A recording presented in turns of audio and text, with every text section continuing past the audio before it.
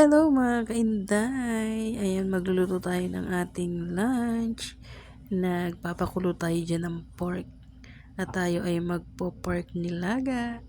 And then, sinabay na rin natin yung ating patatas. Palalambutan lang natin yung mabuti. And then, ilagay na natin ng ating mga pampalasa. At nilagyan ko siya ng pork cubes mga kainday. At ng paminta at salt. Ayan, pakukuloan pa rin natin yan hanggang sa mapalambot natin yung ating pork. And then, sinabay ko na rin dyan yung ating banana para mapalambutan din natin siya. Ayan, mekos-mekos na yan. Magkakasama na ang ating mga gulay.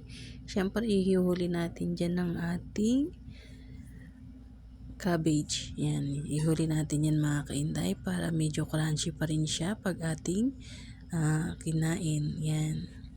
Habang pinapakuluan pa rin natin ang ating pork. Yan.